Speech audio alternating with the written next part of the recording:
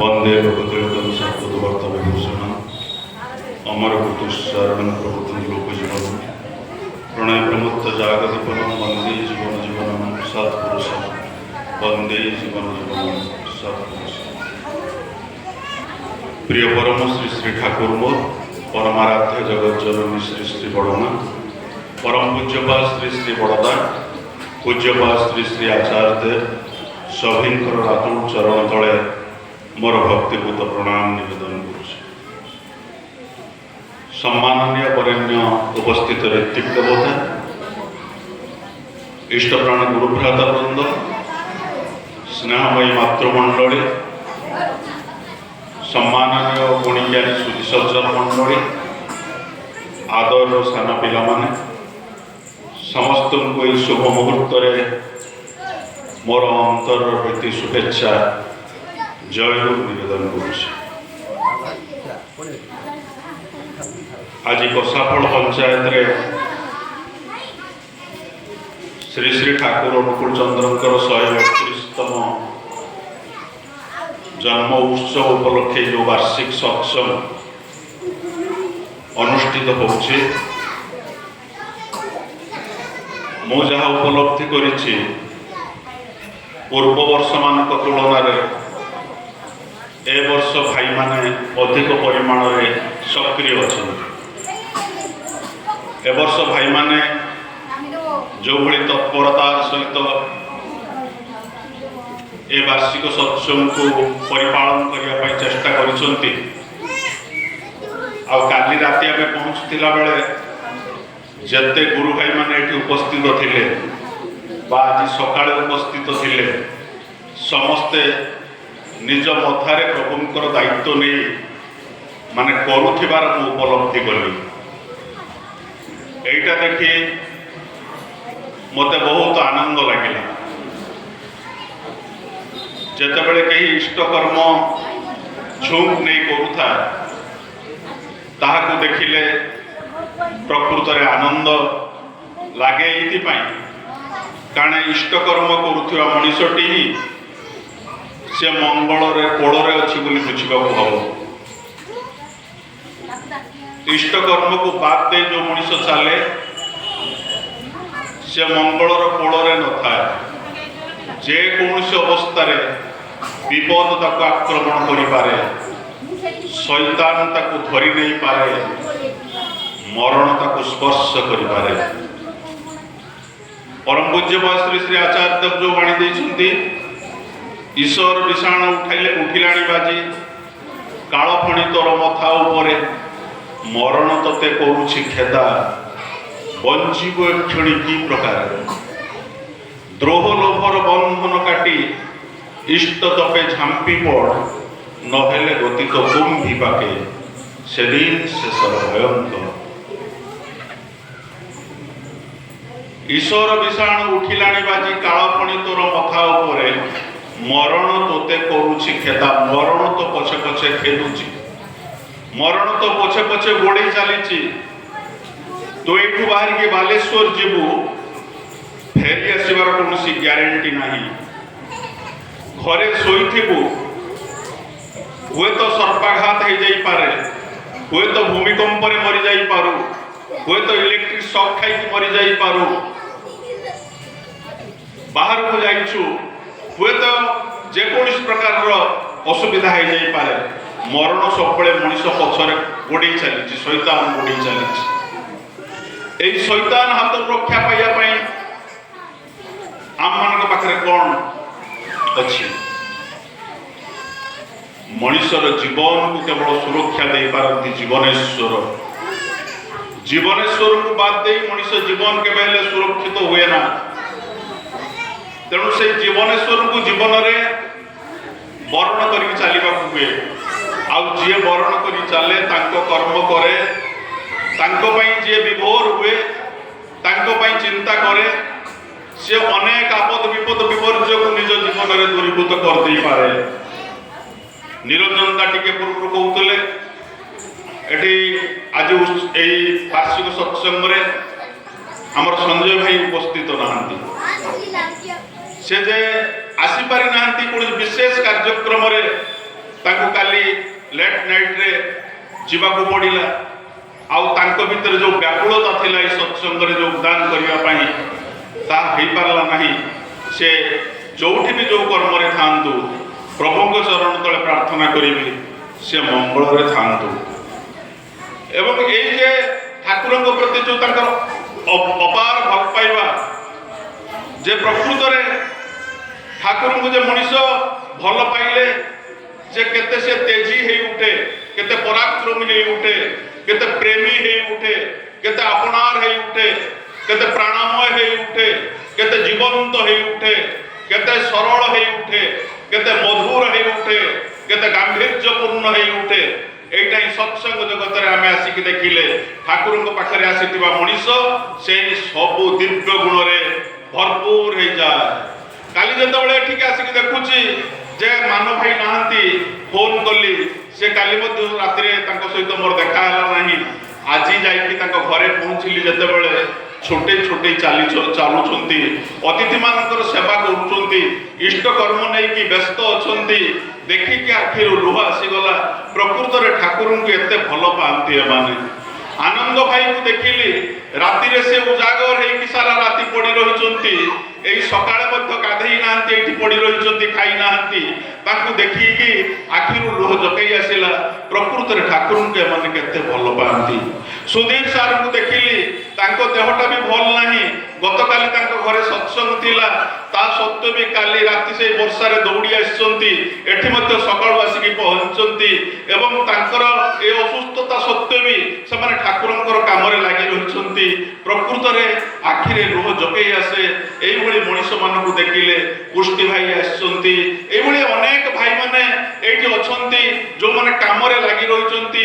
ଆମର ଖଟୁଆ ଭାଇ ବୟସ ହେଇଗଲାଣି, କାନକୁ ଭଲ କରିକି ହୁଏତ ଶୁଭୁ ନାହିଁ, ତଥାପି କିନ୍ତୁ ଦୌଡ଼ିଛନ୍ତି, ହୁଏତ କାମରେ ଲାଗିଛନ୍ତି। ଏଇ ଯେଉଁ ଇଷ୍ଟକର୍ମ କରିବାର ମଣିଷ ଭିତରେ ଯେଉଁ ଅପାର ଆନନ୍ଦ, ଯେଉଁ ଅପାର ତୃପ୍ତି, ଏହା କରୁ କରୁ ହିଁ ମଣିଷ ଭିତରେ ମଣିଷ ପଣିଆ ଜାଗି ଉଠେ, ମଣିଷତ୍ୱ ଜାଗି ଉଠେ। ଆଜି ଠାକୁର ସେଇଥିପାଇଁ ମଣିଷ ଖୋଜୁଛନ୍ତି। ଆଜି ଭଲ କୁକୁର ମିଳିବ, ଗ୍ରେ ହାଉଣ୍ଡ ଆଲସିସିଆନ କୁକୁର ମିଳିବେ, ଭଲ କୁକୁଡ଼ା ମିଳିବେ, ଆପଣ ଭଲ ଘୁଷୁରୀ ମିଳିବେ, ଆପଣଙ୍କର ଭଲ ଧାନ ମିଳିବ, ଯେକୌଣସି ଜିନିଷ ଚାଷ କରିବାକୁ ଚାହିଁବେ ସବୁ ଭଲ ମିଳିବ। କିନ୍ତୁ ଆଜି ଦୁନିଆରେ ଭଲ ମଣିଷ ମିଳୁନାହାନ୍ତି। ଏଇ ମଣିଷର ଅଭାବ। ଆଜି ଭଲ କୁକୁଡ଼ା ଚାଷ ହଉଛି, ଆଜି ମଣିଷ ଚାଷ ହଉନାହିଁ। ଆଜି ଘୁଷୁରୀ ଚାଷ ହଉଛି, ମାଛ ଚାଷ ହଉଛି, କିନ୍ତୁ ମଣିଷ ଚାଷ ହଉନାହିଁ। ମଣିଷ ପାଇଁ ଆଜି କିଏ ଚିନ୍ତା କରୁଛି? ତା ପୁଅଟି ଖରାପ ହେଇଯାଇଛି, ମଦ୍ୟପ ହେଇଯାଇଛି, ସେ ମଦ୍ୟପ ପୁଅଟିକୁ କିଏ ଭଲ ରାସ୍ତା ଦେଖେଇବ? ତାର ସ୍ୱାମୀ ସ୍ତ୍ରୀ ଜୀବନରେ ଫାଟ ହେଇଯାଇଛି, ବିବାହ ବିଚ୍ଛେଦ ହେଇଯାଇଛି, କେମିତି ସେଇ ସ୍ୱାମୀ ସ୍ତ୍ରୀ ଜୀବନଟା କେମିତି ଯୋଡ଼ି ହବ? କିଏ ତାକୁ ରାସ୍ତା କହିଦବ? କିଏ ସେ ଘରଟା ଭାଙ୍ଗି ଯାଇଛି, ଉଜୁଡ଼ି ଯାଇଛି, এই ଉଜୁଡ଼ି ଯାଇଥିବା ସଂସାରଟାକୁ କିଏ ସଜାଡ଼ି ଦବ? ବୁଢ଼ା ବାବା ମା ଛିନଛତ୍ର ହେଇକି ପଡ଼ିଛନ୍ତି, ପୁଅ ବୋହୁ ପଚାରୁନାହାନ୍ତି, ଖାଇବାକୁ ଦଉନାହାନ୍ତି। କିଏ ସେଇ ପୁଅ ବୋହୂମାନଙ୍କ ସହିତ ସେଇ ବାପା ମାଙ୍କୁ ଯୋଡ଼ିଦବ? ସେମାନଙ୍କ ଭିତରେ ପ୍ରେମ ଭାବ ସୃଷ୍ଟି କରିବ? ସେଇଟା ହିଁ କରିପାରେ ସତ୍ସଙ୍ଗ। ସେଇଥିପାଇଁ ସତ୍ସଙ୍ଗକୁ ମଣିଷ ପ୍ରାଣ ଦେଇକି ଦୌଡ଼ି ଆସେ, ତାଙ୍କ କର୍ମ କରେ ଏବଂ ପ୍ରଭୁଙ୍କୁ ନେଇକି ସେ ହେଉଛି ମଜଗୁଲ ହେଇକି ରହେ। ତେଣୁ ତ ସେଇଥିପାଇଁ ଶ୍ରୀ ଶ୍ରୀ ଠାକୁର ଅନୁକୂଳ ଚନ୍ଦ୍ର ମଣିଷକୁ ଚାହିଁଥିଲେ, ଏଇ ମଣିଷ ପାଇଁ ଅପେକ୍ଷା କରୁଥିଲେ। ମଣିଷ ତ ଭଲ ପାଖକୁ ସହଜରେ ଆସେ ନା। ଯାତ୍ରା ହଉ ଡାକିବାକୁ ପଡ଼ିବ ନାହିଁ, ହଜାର ହଜାର ମଣିଷ ମାନଙ୍କର ସେଠି ସମାଗମ ହେଇଯିବ। ଅପେରା ହଉ, ନାଚ ହେଉ, ଏଥିରେ ମଣିଷକୁ ଡାକିବାକୁ ପଡ଼ିବ ନାହିଁ, ହଜାର ହଜାର ମଣିଷ ସେଠି ଉପସ୍ଥିତ ହେବେ। ଏଇ ସତ୍ସଙ୍ଗକୁ ହାତ ଯୋଡ଼ି ବିକଳ ହେଇ ଆମକୁ ଡାକିବାକୁ ପଡ଼େ, ତଥାପି କିନ୍ତୁ ମଣିଷ ଆସିକି ପହଞ୍ଚି ପାରେ ନା। ଭାବେ ବୋଧ ହୁଏ এইটা ତା ଜୀବନର କିଛି ପ୍ରୟୋଜନୀୟତା ନାହିଁ। କିନ୍ତୁ ଏଇ ମଣିଷ ପାଇଁ ଠାକୁର ଯେ କେତେ ବ୍ୟାକୁଳ ହଉଥିଲେ। ବାଜିତପୁର ଘାଟରେ ମଞ୍ଚା ବାନ୍ଧି ଠାକୁର ବସୁଥିଲେ, ଆଉ ଚାହୁଁଥିଲେ କେତେବେଳେ ସେଇ ଷ୍ଟିମର ଆସିବ, ଷ୍ଟିମର ଲାଗିବ, ଏଇ ଷ୍ଟିମରରୁ ଲୋକ ଓହ୍ଲେଇବେ, ତାଙ୍କ ପାଖକୁ ଆସିବେ, ମଣିଷକୁ ଦେଖିଲେ ସେ ଟିକେ ଆନନ୍ଦ ପାଇବେ। ମଣିଷ ତ ଏଇ ସତ ମଣିଷ ପାଖକୁ ଆସେ ନା, ମଣିଷ ଅସତ ମଣିଷ ପାଖକୁ ଦୌଡ଼େ। ଯୋଉଠି ସେ ଟଙ୍କା ପାଇବ, ଯୋଉଠି ସେ ଯେ ତାର ପ୍ରକୃତିକୁ ଉପଭୋଗ କରିବ, ସେଇ ମଣିଷ ପାଖକୁ ଦୌଡ଼େ। କିନ୍ତୁ ମଣିଷ ତ ସତ ମଣିଷ ମଣିଷ ପାଖକୁ ଆସେ ନା, ମଣିଷ ତ ଭଲ ମଣିଷ ପାଖକୁ ଆସେ ନା। ତେଣୁ ଠାକୁରଙ୍କ ପାଖକୁ କେହି ଆସୁନାହାନ୍ତି। ଠାକୁର କିନ୍ତୁ ଚାହିଁ ବସିଛନ୍ତି ବାଜିତପୁର ଘାଟରେ ମଞ୍ଚା ଉପରେ। ଏ ନଫର ଘୋଷ ପାଖରେ ଅଛି। ନଫରକୁ କହୁଛନ୍ତି ନଫର ଯେ ଆଜି କଣ ମୋ ପାଖକୁ କେହି ଆସିବେ ନାହିଁ। ନଫର ତା କହୁଛନ୍ତି ଠାକୁର କାହିଁ ଏପର୍ଯ୍ୟନ୍ତ ତ କେହି ଆପଣଙ୍କ ପାଖକୁ ଆସିନାହାନ୍ତି। ଠାକୁର ବହୁତ ଲୋକ ଚାହିଁକି କହୁଛନ୍ତି ହେଇ ଦେଖ ନଫର କେତେ ଦୂରରୁ ଷ୍ଟିମର ଦେଖା ହଉଛି। ଏଇ ଷ୍ଟିମର ଆସିଲାଣି, ମୋ ପାଖକୁ ଲୋକ ଆସିବେ ନଫର। ତେଣୁ ସେ କହୁଛନ୍ତି ନଫର ଏଇ ଯେ ଲୋକ ଆସିବେ ସେମାନେ ମୋ ପାଖରେ ଆସିକି ପହଞ୍ଚିବେ। ଷ୍ଟିମର ଧୀରେ ଧୀରେ ଆସୁଛି ପଦ୍ମା ନଦୀରେ ଏବଂ ଅଧା ପଦ୍ମା ନଦୀରେ ହେଇଯାଇଛି। ଠାକୁର ଆନନ୍ଦରେ କୁରୁଳି ଉଠୁଛନ୍ତି। ନଫର ଦେଖ ଷ୍ଟିମର ଆସିକି ପାଖରେ ଲାଗିଗଲା, ଆଉ ଅଳ୍ପ ସମୟ ପରେ ଷ୍ଟିମର ଆସିକି ପହଞ୍ଚିଯିବ। ଠାକୁର ଛୋଟ ପିଲାଟିଏ ଭଳି ସଜାଡି ହେଇକି ବସୁଛନ୍ତି। ସମସ୍ତେ ଆସିବେ। ଷ୍ଟିମର ଆସିକି କୂଳରେ ଲାଗିଲା। ଷ୍ଟିମର କୂଳରେ ଲାଗିଲା ପରେ ସମସ୍ତେ ଓହ୍ଲେଇଲେ। ନିଜ ନିଜର ଜିନିଷ ପତ୍ର ଧରି ସମସ୍ତେ ନିଜ ଯେଝା ବାଟରେ ଚାଲିଗଲେ। ସେଦିନ ଠାକୁରଙ୍କ ପାଖକୁ କେହି ଜଣେ ବି ଆସିଲେ ନାହିଁ। ସେଦିନ ଶ୍ରୀ ଶ୍ରୀ ଠାକୁରଙ୍କ ଆଖିରେ ଲୁହ। ଠାକୁର କହୁଛନ୍ତି ବାଷ୍ପାକୁଳ କଣ୍ଠରେ নফরে আজ আমার কাছে কেউ এলো না রে নফর, আজ আমার কাছে কেউ এলো না, কেহি ମୋ ପାଖକୁ ଆଜି ଆସିଲେ ନାହିଁ ରେ ନଫର। ଏଇଠି ଠାକୁର ମଣିଷକୁ ଏତେ ଭଲ ପାଉଥିଲେ, ମଣିଷ କିନ୍ତୁ ତାଙ୍କ ପାଖରୁ ଦୂରେଇକି ରହୁଥିଲେ ସବୁ ଅବସ୍ଥାରେ। ଠାକୁର ଦେଖିଥିଲେ ମଣିଷ ଭିତରେ ସେଇ ଶକ୍ତି ଅଛି, ସେଇ ସାମର୍ଥ୍ୟ ଅଛି, ସେଇ ବଳ ଅଛି, ସେଇ ବିକ୍ରମ ଅଛି, ସେଇ ବୀର୍ଯ୍ୟ ଅଛି, ସେଇ ପ୍ରକାରର ତା ଭିତରେ ସେଇ ପ୍ରକାରର ଔଦଲ୍ୟତା ଅଛି। ମଣିଷ କିନ୍ତୁ ଭୁଲି ଯାଉଛି ତା ଭିତରେ କଣ ଅଛି। କେମିତି ସେ ଜାଣିବ? ସେ ଭୁଲି ଯାଉଛି। ତେଣୁ ସେଥିପାଇଁ ମଣିଷ ଜୀବନର ଦୀକ୍ଷା ଦରକାର।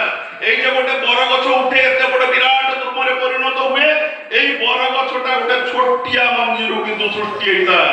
କେହି କଣ ଜାଣି କହିପାରିବ ଏତେ ବଡ ବରଗଛଟା ଏତେ ଟିକେ ସୋରିଷ ଠାରୁ ଆହୁରି ଛୋଟିଆ ଦାନାରୁ ସୃଷ୍ଟି ହେଇଛି?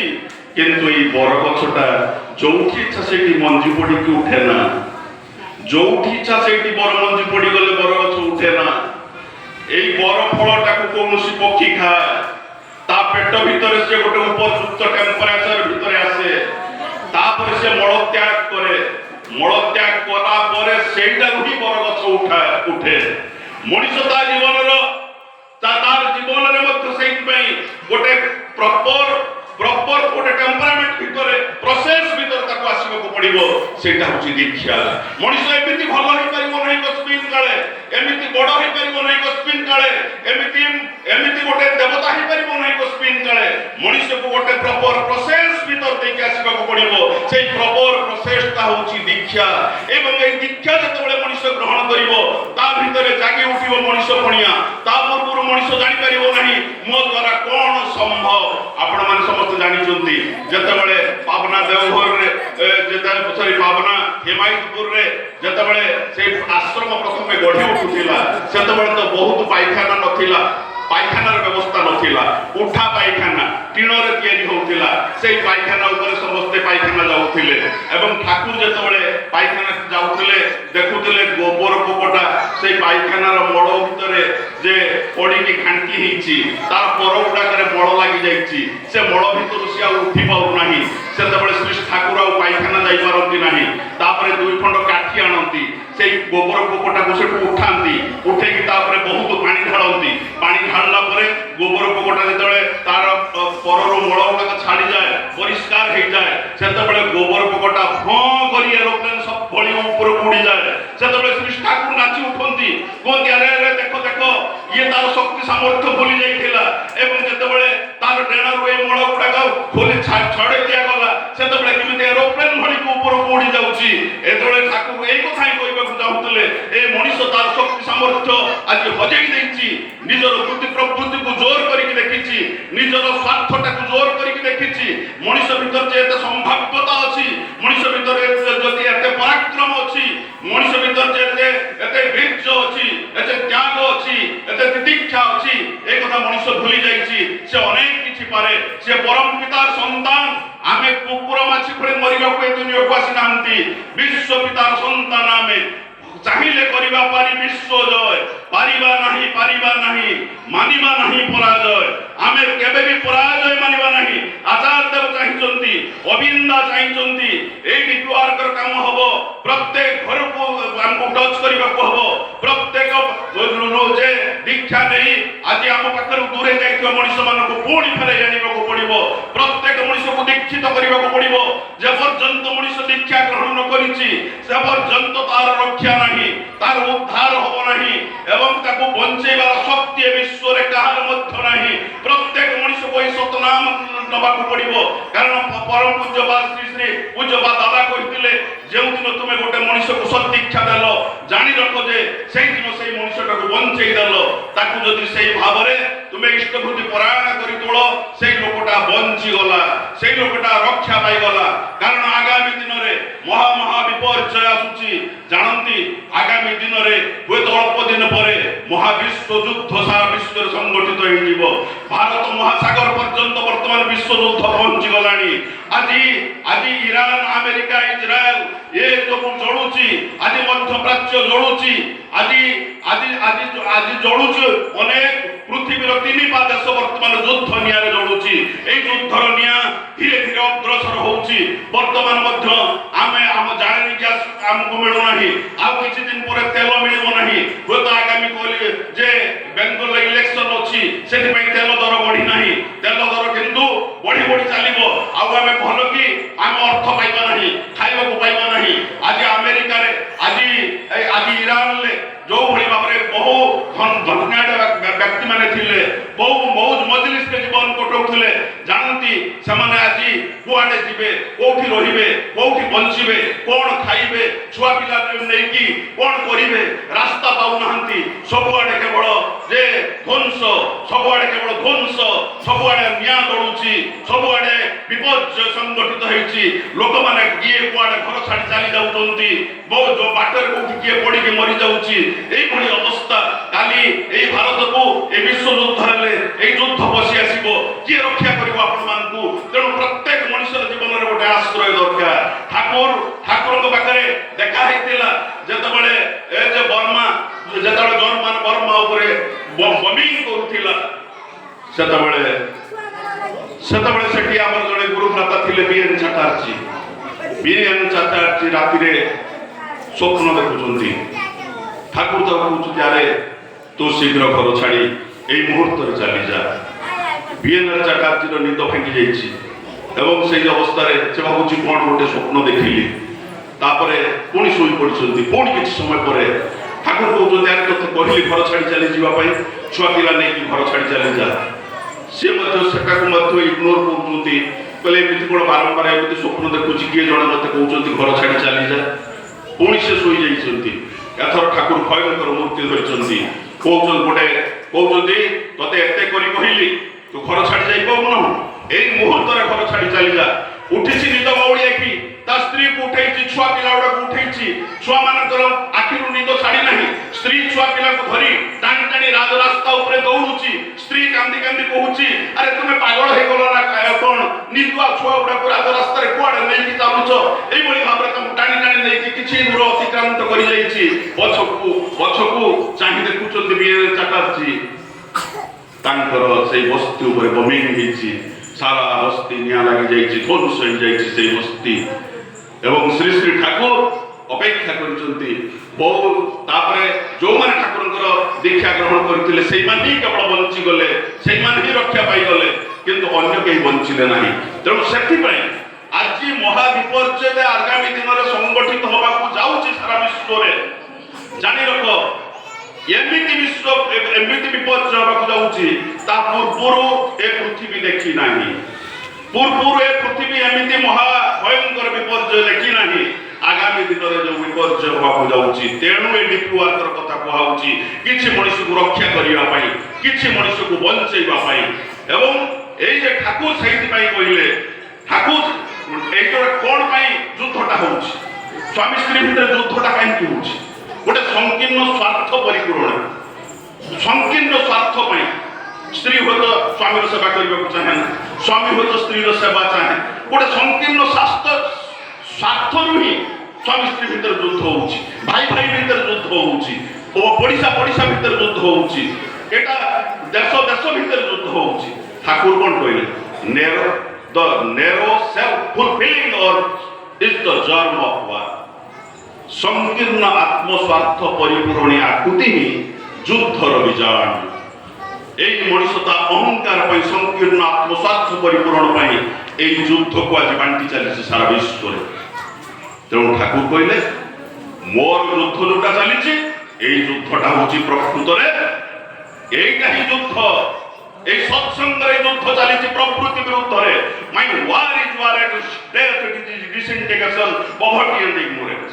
মোর এই যুদ্ধটা মৃত্যু বিরুদ্ধে, দারিদ্রতা বিরুদ্ধে, অজ্ঞানতা বিরুদ্ধে, অসংগতি বিরুদ্ধে, আউ অজ্ঞানতা বিরুদ্ধে। এই ঠাকুর যে যুদ্ধটা আজ ঘোষণা করেছেন, এই যুদ্ধে আমরা সমস্ত সামিল হবা। তাহলে এই যুদ্ধটা এই যে রক্তপাতর যুদ্ধ, ইয়ে আমার কিছু ক্ষতি করে পারিব নাহি, এ জগতর কিছু ক্ষতি করে পারিব নাহি। ঠাকুর বি একথা কইছন্তি, ঠাকুর বি একথা কইছন্তি বম পড়িলে মধ্যে আমরা ফুটবল হইଯିବ। ଆମେ ସମସ୍ତେ ସାଧନାରେ ବ୍ରତୀ ହବା, ସମସ୍ତେ ନାମ ଧ୍ୟାନ କରିବା।